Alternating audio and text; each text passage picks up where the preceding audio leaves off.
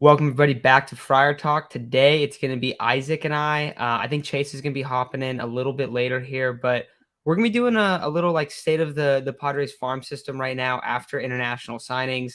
The big name, of course, is Ethan Salas, so we're going to talk about him a lot at first, and just kind of talk about where the Padres farm system is at after last year. Obviously, the deadline moves, not only Juan Soto but also getting Drury Bell, right? Like those deals really depleted the farm. So it's interesting because I think a lot of people look at the Padres farm and think there's absolutely nothing in it, which actually isn't really the case. It's just not very deep, and there's not a lot of guys that are going to be able to contribute anytime soon.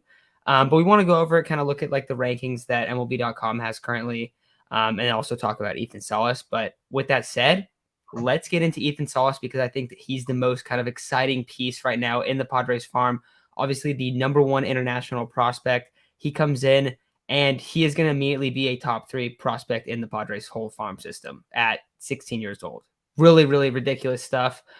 His grades right now are 60 hit grade, 50 power grade, 50 run grade, 60 arm grade, 55 fielding grade, and he's a 55 overall prospect.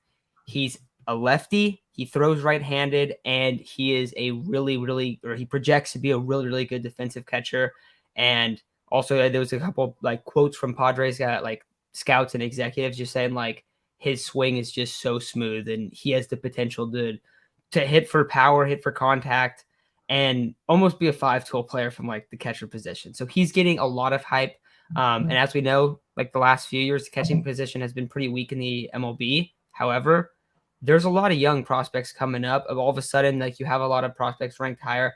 Adley Rutschman, of course, he's a guy who just came in for the Orioles. He's ridiculous.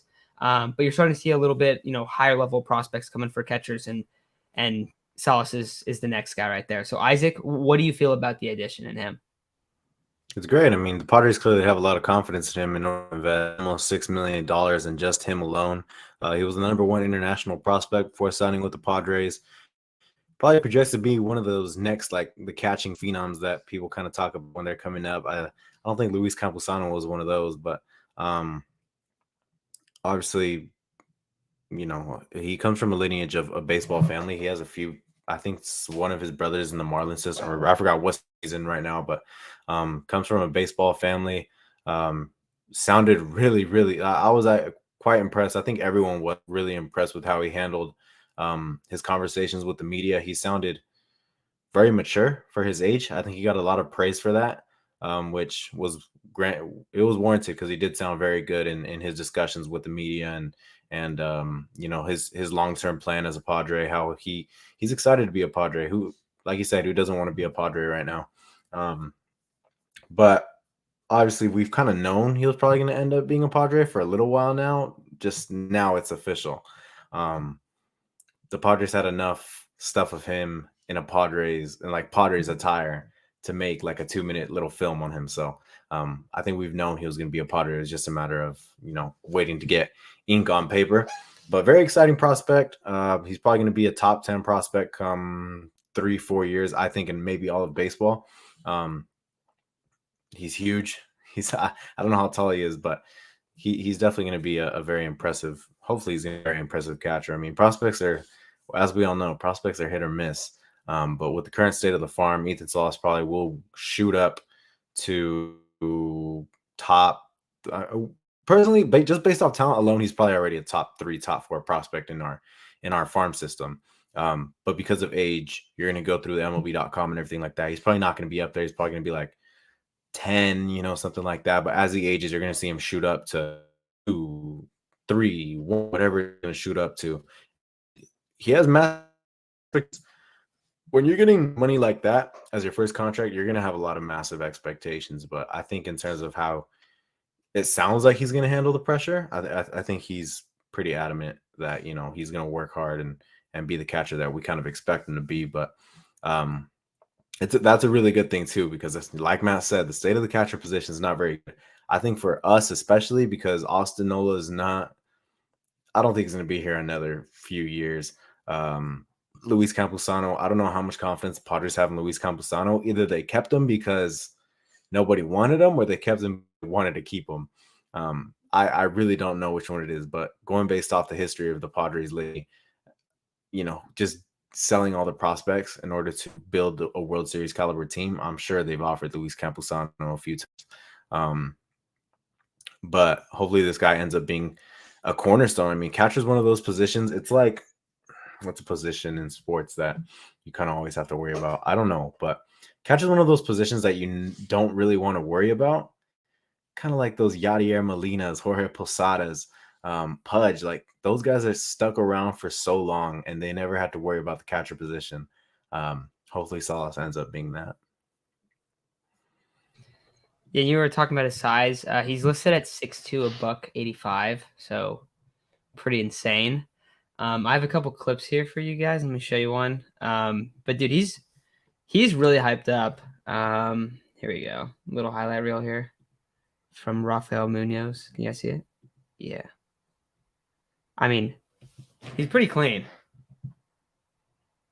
Obviously, he's 16, so it's like, I think it's funny because we're talking about this dude, and like, if you see pictures of him, he looks like so young. I mean, he's huge. He's 6'2", a buck 85 as a 16-year-old, but like, he's like a kid. And you were talking about it too, Isaac. Just that, like, it's one of those things. Like, a lot of times you don't really know what's going to happen with prospects, but in terms of talent, in terms of where he's at, like, as a 16-year-old, it's kind of ridiculous. He's 55 grade. So right now, the only prospects that are like that are Lesko and Merrill in the Padres farm system. So he's going to be an immediate huge boost right there. But yeah, people are talking about that he's gonna be the guy that they want to take over when Nola's contract's up. I mean, yeah, that makes sense. Kind of see what Campy has. Hopefully, we get to see a little bit more of Campy this year. But Isaac, what about other guys in the farm? When you're kind of looking through the system, like what stands out to you as like the top 30 list? Any guys that you're kind of looking into this year where it's like, I feel like this guy might be able to contribute, or I think this guy's gonna kind of take a little bit of a jump. Like who's standing out to you right now? Because I feel like the general thought process on the Padres farm system is that it sucks. Yeah. Even though like I think there's a couple really like exciting guys. It's just top loaded. Like when you deplete a farm the way the Padres have, yeah, it's gonna start off by not looking very good. You unloaded what was he? The number one or top 5 prospect at one point, Mackenzie Gore. Same thing with CJ Abrams. Robert Hassel was creeping up in the 30s or 40s. He fell down significantly. James Wood's going to creep up to the top 10 here soon, or if he's not there already, he's going to creep up for sure. Like Victor Acosta was probably going to creep up there in a few years. There's so many guys that we got rid of that were going to be good prospects, but none of them are guaranteed to be Juan Soto. None of them are guaranteed to be Yu Darvish, Blake Snell. These guys that we already, none of them are guaranteed to be that. And you'd be very fortunate if any of them become that.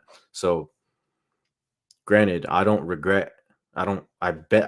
the Padres regret giving up any one of those guys because they got Juan Soto. They were able to build this type of team out of it. But in terms of itself, AJ is so good at being able to replenish the farm. Will it take a few more years? Yeah, it will.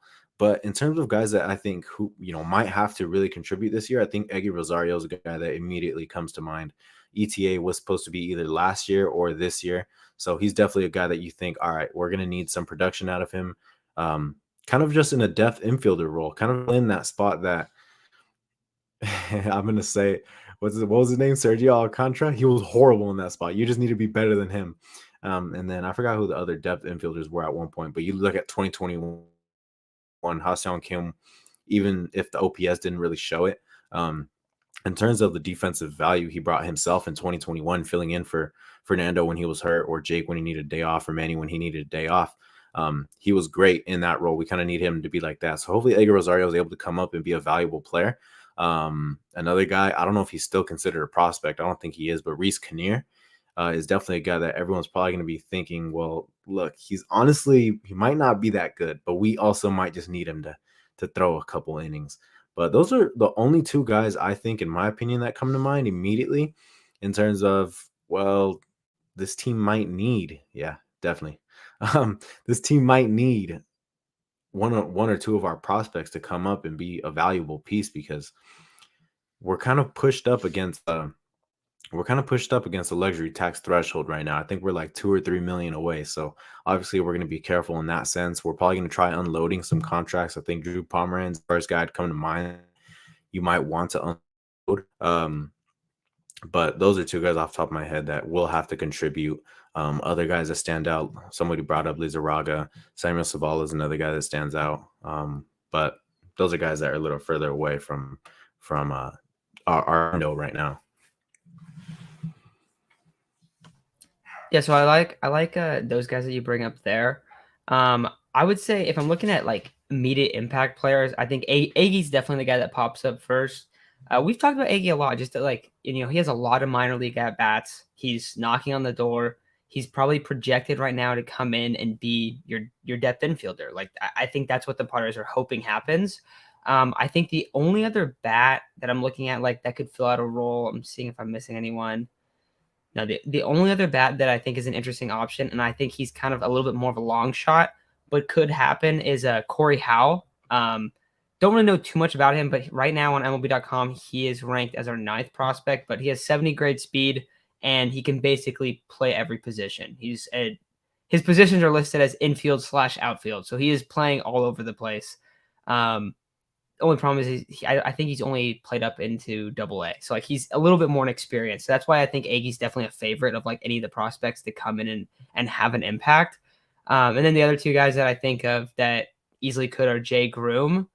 And I guess you could say, I guess there's a couple others, but I would probably say Jay Groom. I feel like there's another pitcher. There's got to be someone.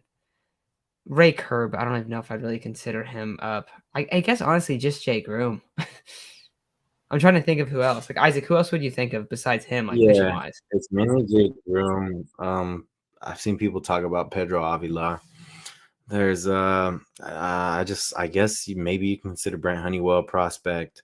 But there's a decent amount of older guys with low prospect pedigree. Jay Groom has a decent amount of prospect pedigree. His just stuff isn't very good anymore, though. That's the problem.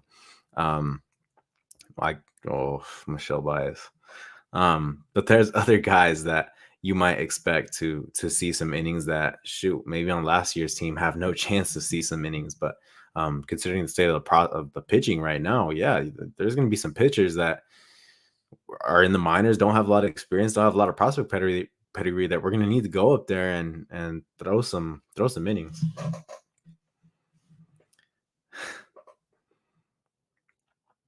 I'm looking into what Jay Groom throws right now. I don't know too much about him. So apparently his fastball is only like 89, 92, so pretty low fastball. His fastball is not like super special. But I think people like his slider, mid to high 80s, changeup, right? 80s, curveball 80s. But his grades are he has a 55 curveball,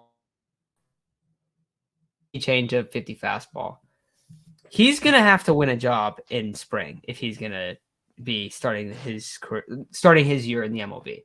Don't you think? Mm-hmm. Like, I feel like he's one of those like kind of guys that I don't know. So I feel like I guess honestly, like if we're being real, like it's basically Jay Groom's gonna have a shot, Aggie's gonna have a shot to make the roster and be a depth piece, and that's probably it. But then after you talk about those guys, after you talk about like the immediate impact guys, I think one thing that really stands out about this farm is that if you look through it, all of the top end guys, all of the guys that are like, oh, this guy's a lot of potential, you know what you find in common is that they're all 17, 18, 19 years old. Mm-hmm. And that was what just happened a few years back. And so, I feel like there's some things that we think AJ Preller is good at, some things he's not good at. If we're complaining about the prospects that AJ Preller brings in, like we're complaining about the wrong things. Like he brings in really, really talented players. Sometimes he gets traded and it's like, oh God, it looks like a horrible trade. But like for the most part, he's been able to replenish it and he's been able to consistently bring in talent into the organization. So like the thing is like a guy like Samuel Zavala, dude, he might turn into a stud. Like that's the thing. Jackson Merrill's still a teenager. Dylan Lesko's a teenager. You have Zavala. They draft the college arm in Adam Mazer. Victor Lizarraga. I don't know if you saw Isaac, but he actually followed us on Twitter. So shout out Victor Lizarraga. I did see that. Yeah. Yeah. So he's only 19. He's already pitched serious baseball. Like I'm trying to find his numbers, but he pitched almost 100 innings last year for the Storm, and he is Yeah. 19. Like, he's already making Yeah. a dent in it. So there's a lot of guys that are super young. Now, for being real with ourselves, like, a lot of these guys are going to get moved. That's just what happens. Yeah. But there are some very exciting players, and I think it's a positive thing that when you look at the top end of the farm for where the Padres are at right now, everyone's a teenager, everyone's raw, everyone has it feels like more potential to grow in terms of like what they can become as a prospect and what they can potentially come as a player. Um, than like a guy that's like kind of like maxed out, like he's knocking at the door because we see like guys climb throughout their like as prospects. Usually it's very rare that a guy's 16 and he's like, oh yeah, he's top 20. Like that doesn't really Yeah. happen. Usually they're like have played a decent amount of minor league ball. So I think that's Yeah. something that also really stands out. Yeah, I think two guys that aren't I still consider them prospects, bro, but I guess they're not prospects anymore. Luis Camposano and Ryan Weathers are they're gonna have to make an impact somehow. Luis Camposano, you can't wait anymore. It's been too long. I know he's a catcher. I know it takes longer than other positions, but it's time. You brought him up in 2021 to catch some innings, and the average doesn't look good. The OPS doesn't look good from 2021, but you brought him up in 2020, I think, to DH once or twice. But in 2021, I thought he was hitting the crap out of the ball. I really did. Even if the ball was going straight at guys, I feel like the numbers don't show what I thought he was doing on the field. Then you got 2021. I think he hit one home run off Zach Gallen, but he didn't get much time either. I think he can hold his own. I do think he can hold his own. The past few years that I've seen his swing, I think he can do well against major league pitching, giving him enough at bats. The biggest question has been, how would he be behind the plate? What's going to be his rapport with these pitchers? It didn't seem like Blake Snell enjoyed being caught by him, but it was Joe Musgrove last year who stepped up and said, "Hey, like let Camposano catch me." And I thought he did well with Luis Camposano behind the plate. So that's a guy that I think is going to have to step up in a big way in terms of helping the Padres team this year. And then Ryan Weathers, the darling of the first half of 2021. And I don't know what to call him in terms of the back half of 2022, but it wasn't pretty, and understandably so. I don't think I've ever seen a guy look as depressed playing baseball as I saw. I mean, I thought he looked like he wanted to die. Poor guy. I did really feel bad. The 21-year-old being put in that position. I don't think he deserved to put in that position. I did feel bad, but 2022, he started one game, I think, against the Cubs, and first inning was pretty rocky. I think he only pitched 4. He looked okay, but the problem is that he keeps getting rocked in AAA. He keeps getting rocked in AAA, and I don't know if I want to take those numbers with too much, like that's El Paso. You're gonna get rocked in El Paso. I mean, quite frankly, no matter who you are, it's very easy to hit the ball there. So I think numbers are a little inflated there. But we need Ryan Weathers to make a major step, man. I mean, I don't think that can be emphasized enough. He has to take a big step.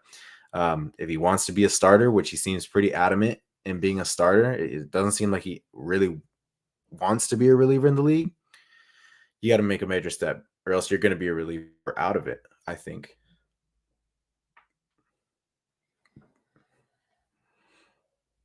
Yeah, I mean, I think that his start against the Cubs, I think it was the second inning, I want to say, was legitimately one of the worst innings I've ever seen. Yeah, A that pitcher. was one of those innings that was really bad. It was either off speed in the dirt or fastball, Up. low velo, right down the middle. Like right down the middle every single time. It was bad. And it was just like they had like a couple plays, but like he was just allowing hit after hit after hit or walking guys. It was rough.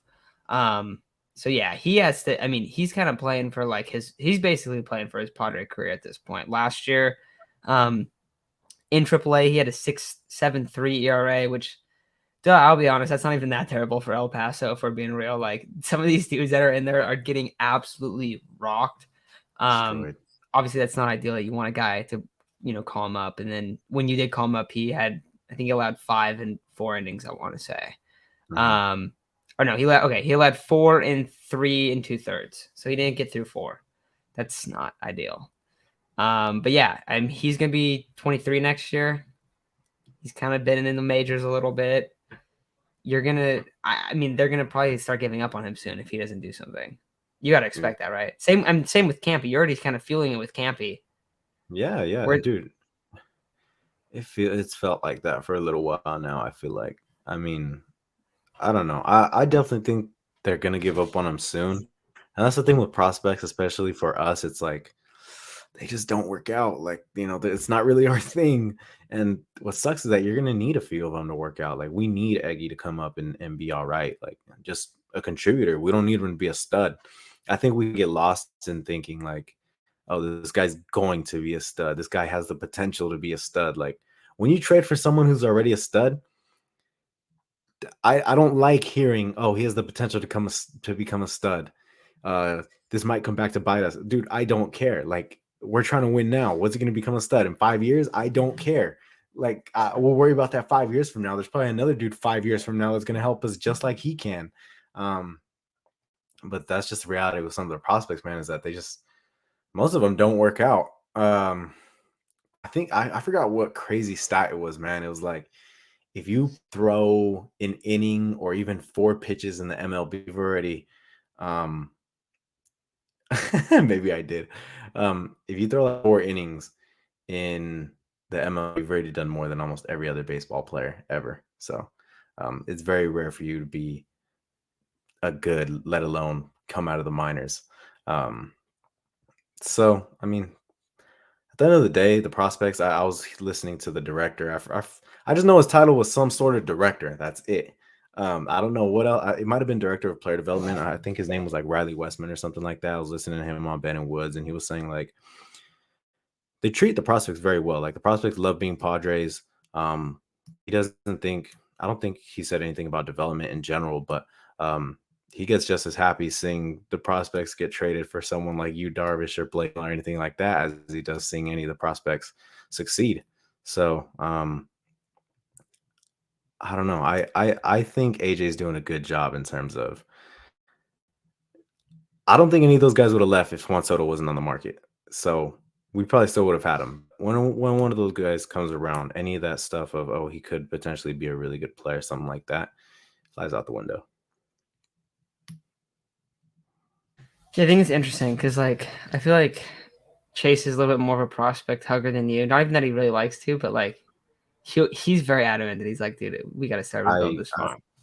yeah, I'm far, far, far from a prospect hugger. Yeah. Also, see this coming from Gil right here. Lizarraga had 2 outstanding postseason starts. He and Duncan Snyder, 24 years old, signed from Independent Ball, balled out in the playoffs. Duncan is another 6'7" pitcher.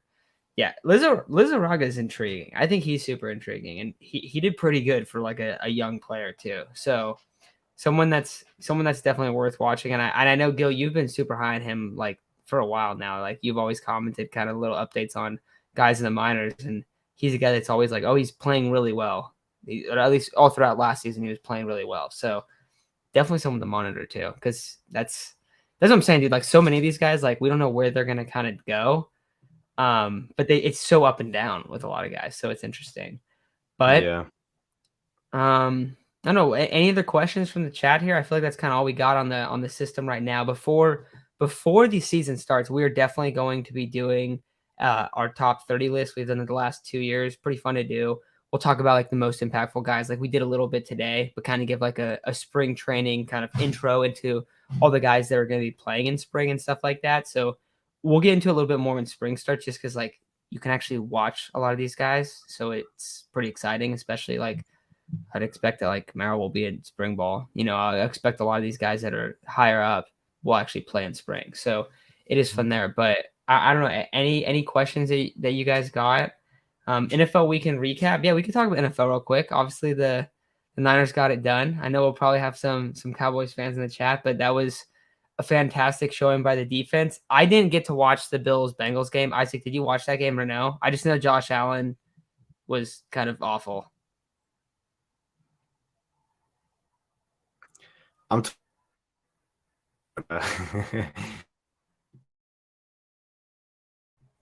You're cutting out a little bit. Okay, I think Isaac's cutting out. But basically, I didn't really get to watch that game. Niners game, I thought it was great. I watched like recaps and stuff. Yeah, Demo, he played pretty good. He got burned a couple times, but I mean, he made a couple plays, had a big time pick. Niners offense didn't really look that good. I thought the Cowboys defense played phenomenal. Actually, I didn't think they're going to play that good, but they consistently held the Niners to field goals. Niners were putting up decent amount of yards, kind of driving on them. But I mean, I don't know. I thought it was a good game. I thought it was a little bit better than I expected. I thought the Niners were going to roll them a little bit, honestly. But Cowboys defense did good. Dak sucks. Dak is. I think Dak's so overrated. And Yeah, me and Isaac were even talking about it. I even like Dak, but I like like it that just some of the takes, man. Some of the takes get me irritated. just because he's a Cowboy. Boys are gonna get a ton of hype. Mainly because I mean, like, look, what's his name? Skip Bayless, Cowboys fan. Stephen A. Smith's hate for the Cowboys gets displayed a lot. Michael Irvin, former Cowboy. I mean, there's everyone that's TV right now grew up in the era of Emmett Smith and Michael Irvin. So there's a ton of Cowboys fans. So I think the hype is because those are on TV. That's kind of like everyone goes off what they say. But I think kind of all the favorites won this week, right? All the favorites. The Chiefs won. Um, the, I kind of expected all the favorites to win. I didn't think. The Bengals. Yeah, I didn't. Oh, the Bengals. Yeah, I don't think they were favorites. I didn't think the Bengals were going to do that. To be honest, I mean, I thought they were going to win. Because the Bills had looked like crap for multiple weeks in a row. Josh Allen, I don't know why he's not getting as much hate as some of these other quarterbacks that have lost. I know a lot of people say he can't do it himself, but come on, he looked pretty bad. I thought he looked pretty bad. I understand, like, yeah, he only has Diggs, but come on, I mean, something's got to give, bro. He deserves some criticism too. Let's see. I don't really feel like there's too much to take away. All the favorites won. The Bengals again, bro. Like, I mean, I think you're cutting out a little bit now. I would say the only other games that we didn't really get into the Chiefs. Chiefs with Mahomes going down with the ankle. I thought it was kind of a pretty raw move. All right, Isaac's hopping out, but I think he's gonna come back in a second here. But yeah, I think the Chiefs game was interesting. Mahomes goes down, kind of shows why he's the best in the league. And then with the Giants Eagles game, dude, I was hoping that the Giants would like hang in and play well because was it week 18? They played all their backups and they played decent earlier in the season. The Eagles killed them, but that game was brutal to watch. It wasn't even fun. It wasn't even enjoyable to sit down. It was over in like 5 minutes. That one sucked.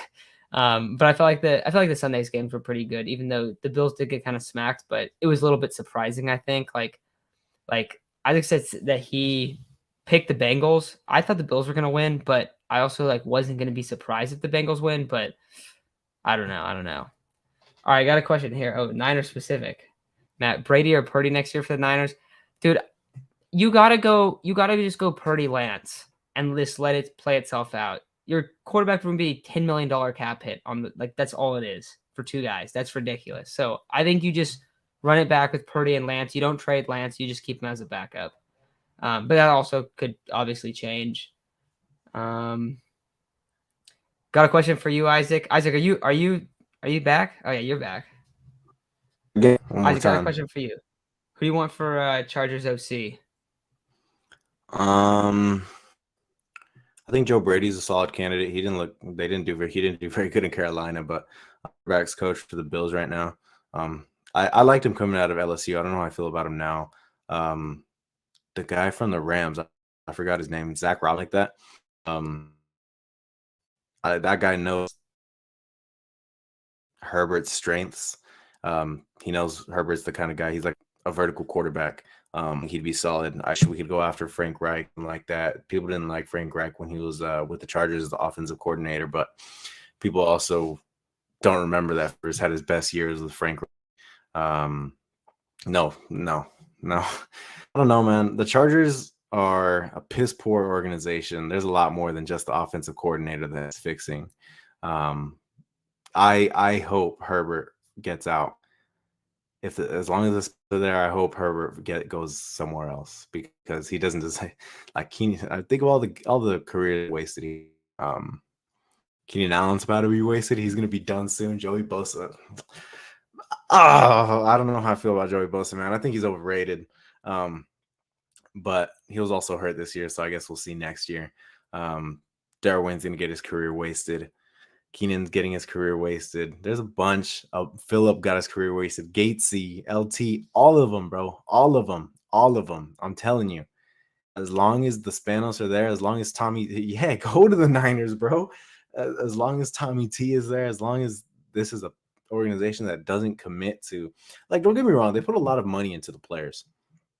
They're constantly pretty close to the damn salary cap. They're pretty close to it every year.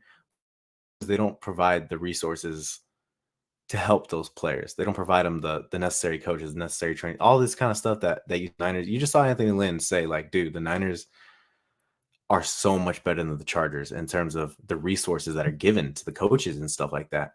And you heard the Bosa's mog about it too, something like that, bro. Like, it's night and day. So as long as the Chargers have these guys in the front office, they're not shit, and Herbert should leave. And quite frankly, anyone else that gets drafted should leave. A contract is up. But in terms of the offensive coordinator, two guys come to mind. Frank Reich comes to mind if he's willing to come back. I wouldn't be willing to come back if I was Frank Reich, but that's just me. Let's see. I don't know who else, man, but there's a lot. Was Frank Reich on the Chargers staff before? Frank Reich was an offensive coordinator for the Phillip had his best years under him, man.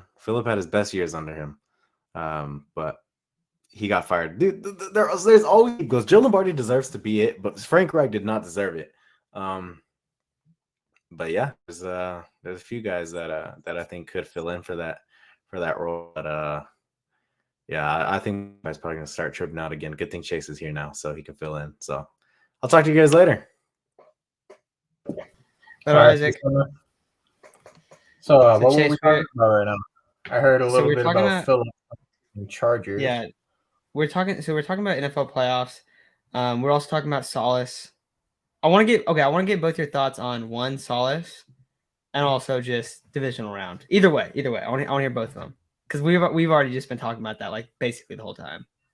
So, from what I've seen of Salas, like his interviews and stuff, he seems like he could be the real deal. Like, he's very mature. He's made all the right comments so far. He looks like he wants to be a part of the organization. He looks like he's basically a natural born leader, but from behind the plate, which is really incredible to see at his age. I think he's going to, it's confirmed that he's going to do the Dominican Summer League this year. He's probably not going to play rookie ball in Arizona. I think he's going to go to the Dominican Summer League like they did with Samuel Zavala and God, what's the other kid's name? The other right-handed outfielder that we signed along with Zavala. See how he does there, and then maybe bring him out to rookie ball in AZ. Montesino? Yeah, Daniel Montesino. There we go. Yeah. I think that's what the route they're going to take. If he somehow blows their expectations, maybe you can see him in A-ball by the time he turns 17, 18-ish, but I don't think he's sniffing rookie ball right now. He's young. I think they're at least going to give him a year in the DSL, maybe then advance him there. But yeah, his interviews, if you hadn't heard him, he sounds like the real deal. I mean, I wouldn't have answered like that at 16. That's crazy. The divisional round, that I was really happy. I think we played a little too conservatively with the run game early on. I think we should have let Purdy kind of throw it out there a little bit more, especially when McCaffrey just kept getting swallowed up. Just because anytime they started to throw the ball, the run game started to come alive a little bit more. It opens up the play action a little bit. I mean, overall, defense played great. You got 2 picks, almost had 3 or 4 just tip passes or don't really have a lot to complain about. Kittle showed up. Defense showed up like crazy. I do want to see Purdy throw it a little bit more and him stop rolling out to the left and maybe throw out to the right with his receivers. I mean, me and my dad were complaining about that every time. He's like, "Fuck, stop rolling out that way. Roll out the other way. You can't throw the ball on your left like that." You know why that is, right? Why is that? Because he's got McFloppy at right tackle getting thrown around by DeMarcus Lawrence. And Trent Williams actually able to hold his own against Parsons, dude. That's why. I mean, that's honestly why I think. Because if he rolls out right, he's gonna get drilled by whoever McGlinchey is blocking. McGlinchey, he allowed half of the Niners pressures. He allowed 5 out of their 10 pressures yesterday. Yeah, I remember seeing in slow motion. I think it was when Parsons was lined up against McGlinchey. Parsons threw him with one arm. I was like, dude, you are that big of a guy. You cannot get tossed by a one arm of Micah Parsons. Come on, dude. I get Micah Parsons is special. But come on, you got tossed with one arm. Defense played great. I mean, that was a really good game. Honestly, was afraid that we wouldn't score for a while. I was like, fuck, this is going to be a field goal just galore. And if it's just field goals, I think we're going to win because he had his first kick blocked, and you're just like, you know what? We can do this. If it's field goals, we got it. Yeah, it was a pretty solid game. Want to see Purdy throw it, though. Yeah, also, and the Cowboys defense also played well. Like, they were getting a lot of pressure. I think that's a lot of the reason why they stopped throwing it. I'm excited for the Eagles game, though. Eagles are legit. I've been saying that the Eagles have the best roster in the NFL since week 2 because they started to mesh a little bit, and you're like, oh my god, they are super deep. They're crazy deep. Their linebacking core isn't that great though, and that is probably the area that if you're playing the Niners is probably the worst one that you can have for them to be able to exploit. So it's interesting. It's an interesting matchup. Defensively, the Eagles are, they're a heavy run team. They run a lot of RPOs. I mean, they have like one of the best RPO setups you could have. Having AJ Brown running crossers through the middle and having Miles Sanders in that nasty O-line with Jalen Hurts, like that is disgusting. But they're playing against the number 1 run defense by like a very wide gap in the Niners. So the Niners have some favorable matchups, but like the Eagles are, I think the Eagles are just as good of, if not better roster than the 49ers are. So, and also their quarterback was like in the MVP race until he got hurt too. Like that just shows how well they were playing as an offense. It's tough. What about the other games? Did you watch other games too or no? I was watching the Bengals game, but it didn't look like a real game in the first. I mean, Joe Shiesty came out there and did his thing, and Josh Allen was struggling. I mean, I was expecting a much closer game, and then it just ended up kind of being the Bengals running away with it. Bills starting to come back a little bit, and then the Bengals being like, yeah, you're still the little brother, basically. Let's just stop playing around. I'm actually very interested to see the Chiefs versus Bengals, because isn't Patty Mahomes 0-3 against Joe Burrow? Well, yeah, and he also has a high ankle sprain. And the ankle sprain. It's like pretty jacked up. He would probably miss a month typically. That's so. I remember one of the commenters was saying the same thing. They're like, I did the same. I think it was Tony Romo. Tony Romo was talking about it. He's like, I did the same thing. I was able to go play the same day, just because of all the adrenaline pumping. But tomorrow, he's probably not going to be able to walk on it. Like, realistically, a high ankle sprain, you're not going to be able to walk on it. You're going to be limping. It's a big blow for the Chiefs. But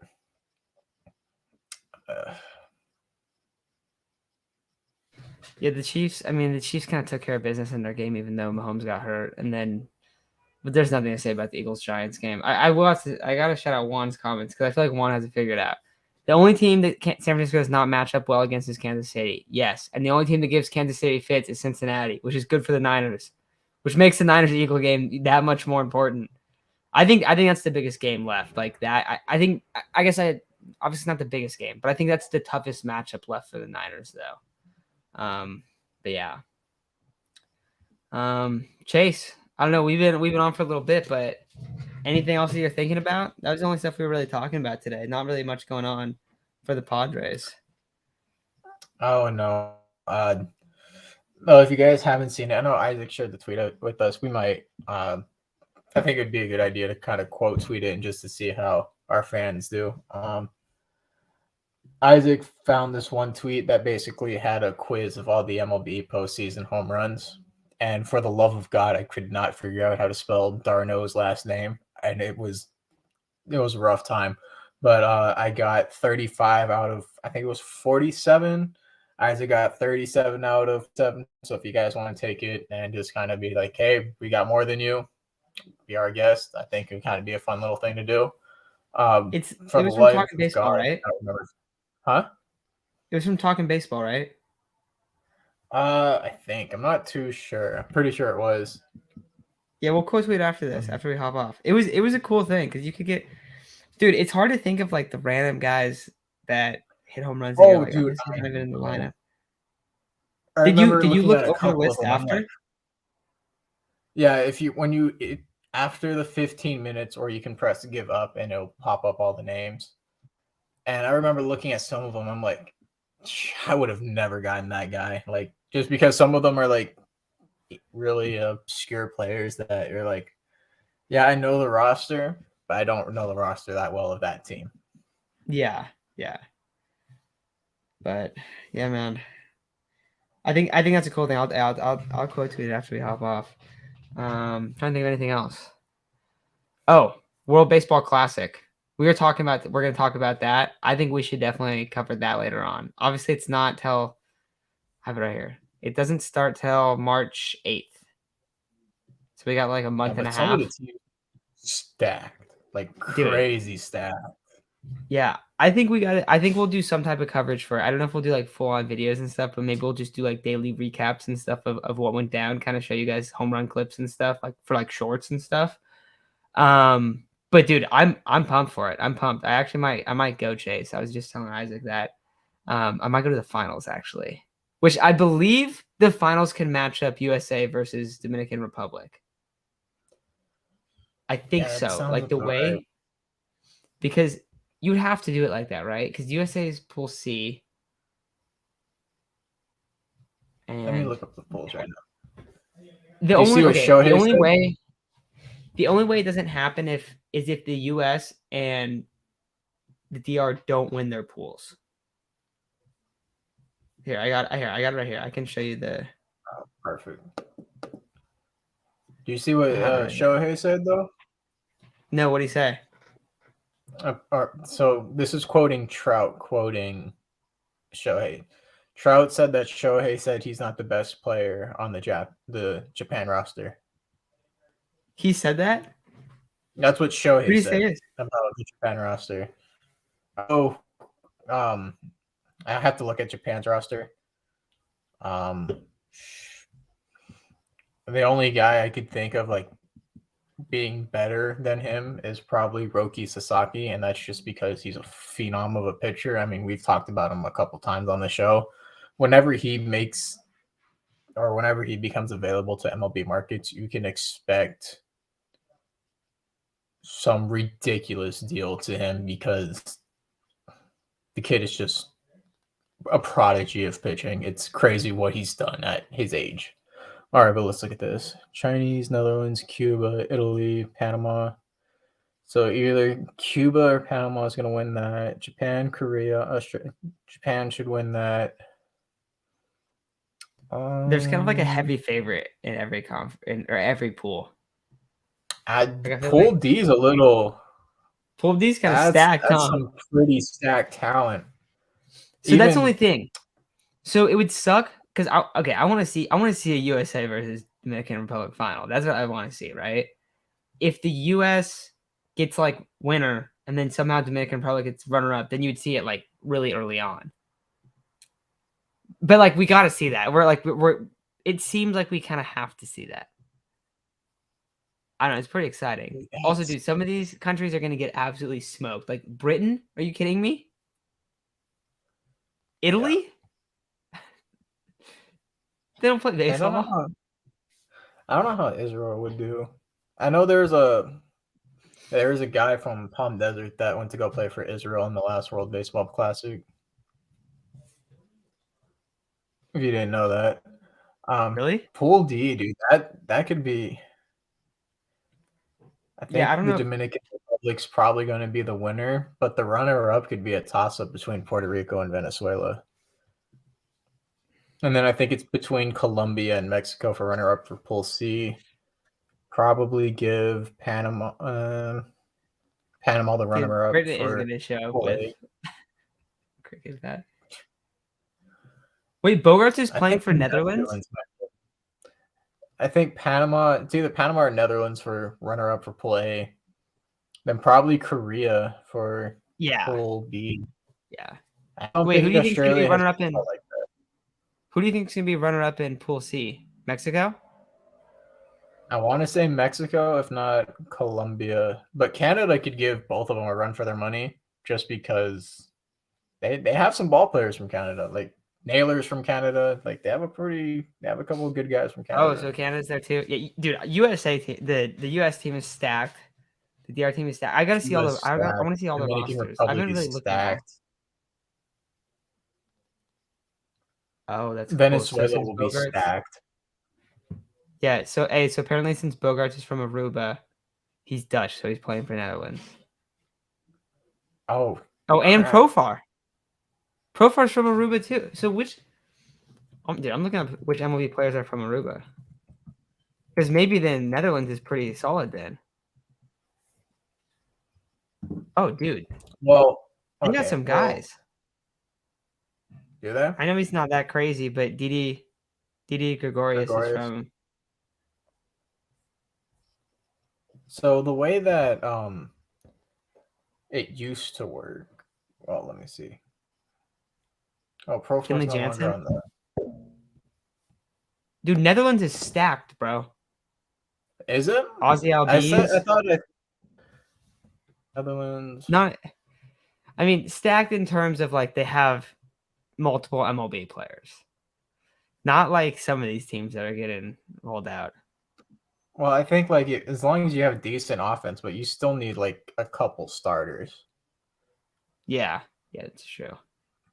Kenley's kind of washed. I don't know. I don't know. Jared Rugans, Diego Marco. Yeah, I mean, at least they have some bats though. That's gonna be clutch. I mean, like when you're playing Italy, you don't need a whole Simmons. lot. Okay, they're not bad. Profar being listed as an infielder sort of surprises me. Oh, yo, Andrew Jones? Yeah. But he's not playing, right? Is he? Probably. Andrew Jones is listed. How old is he? He's 45. Is he really going to play? That'd be sick if he did. I mean, he probably could, right? He was insane defensively, like even when he's older. Yeah. He was born in Willemstad, Netherlands. It looks like he's on the roster. A lot of former Padres. Mexico probably Dude, is filled with them. I'm pumped for the World Baseball Classic. I don't know if I've ever really I've like watched games, but I don't think I've ever really followed it. I'm definitely following it this year. Jones is the coach? Okay, that makes sense. Yeah. Oh, that's what Juan said? Got you. Oh, is Junior playing? I don't think Junior. What's his name? Junior just got drafted. But he could still play, right? That I don't know. The eligibility of that's probably going to be weird. Dude, that would be really cool if you had a bunch of prospects playing for other places, like the high end guys. Well, that's what the Pan American Games used to be. Yeah, dude, I'm excited to see how Mexico plays. I'm seeing a lot of comments from Juan. DR in Venezuela, huh? Gil said DR in Venezuela. Who does Venezuela have that's super? Let's see. Venezuela is probably there's a lot of good ball players from Venezuela. Shit, yeah, they could make it. Altuve, Pablo Lopez, Luis Arias.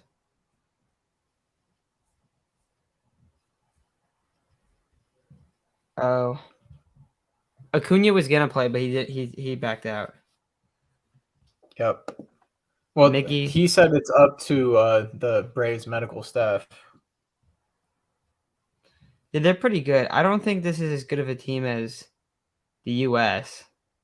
The U.S. team is stacked, but I could see it. Like it could happen. You could have an upset. Okay, I want to see Mexico's roster.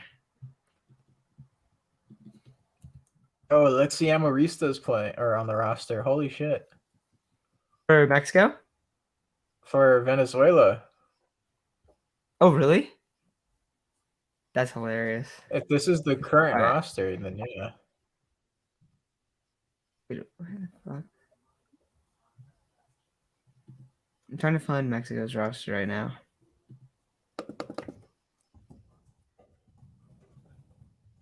Here we go. All right. Julio Urias, Jose Ocardi. Oh, here we go. Gallegos, Munoz. They have some good bullpen arms, damn.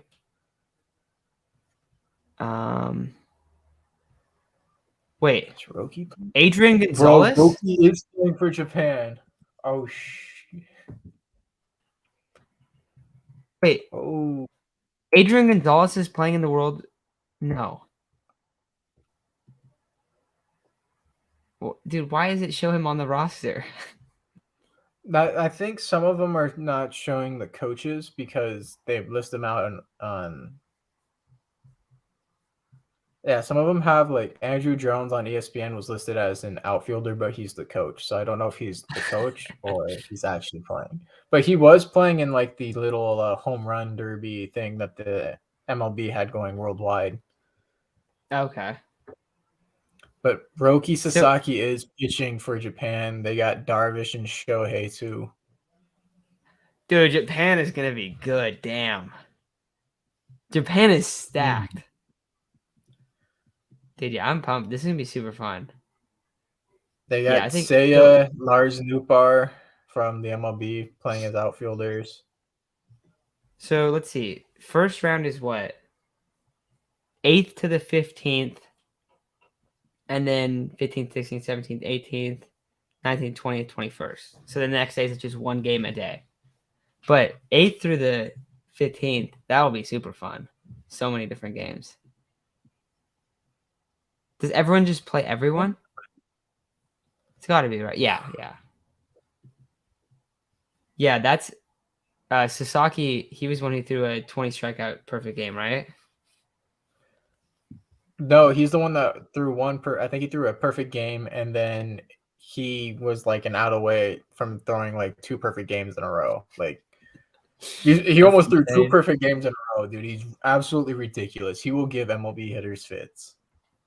So you think if he just goes out there and just absolutely shoves the whole World Baseball Classic, they're gonna be like, all right, here's our guy. Number one, he's gonna get like he's gonna like break the international signing record, right? I would think so, dude.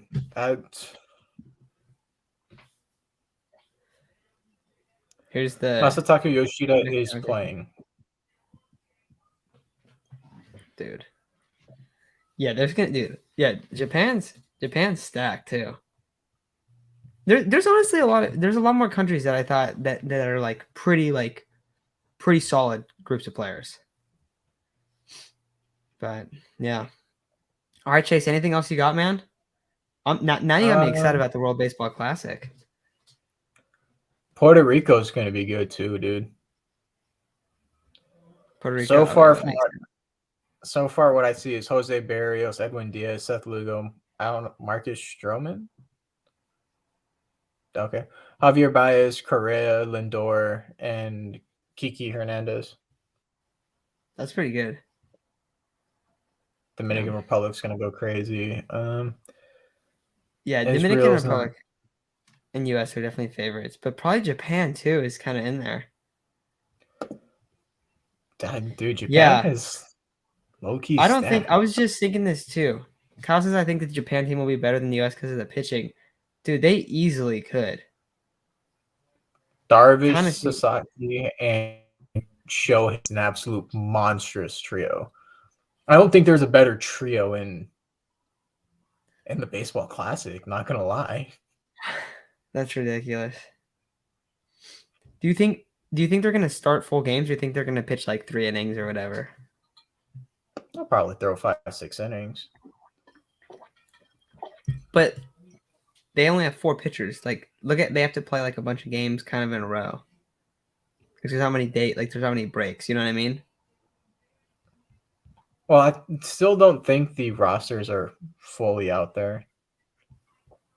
Because when I went to the World Baseball Classic page, I believe, or the MLB.com for World Baseball Classic, they said that the rosters are going to be announced at a later date. So it doesn't look like everything's flushed out yet. But from what's been confirmed, it's a 4-man rotation. Yeah, it's like almost like rumors. Like rumors, not the official lineups. Yeah. All right, guys. 4-man rotation, but you have plenty of bullpen. I still think 5-6 innings. I mean, it's just kind of like playoff baseball. Yeah. All right, guys. I think it's gonna do it. We'll probably go live later this week. I don't know what we'll talk about. Maybe talk a little bit about like the Kim trade rumors, stuff like that, Profar stuff. The thing is, we just talked about it a bunch. So, and apparently, there's also a pitch count too, Chase. But yeah, guys. All right, we'll talk to you soon. Ethan Salas, huge upgrade. Farm is got a little beat up, but it's gonna be up soon. It'll be up soon. So, all right, we'll talk to you guys soon. Have a great night, and we'll see y'all later.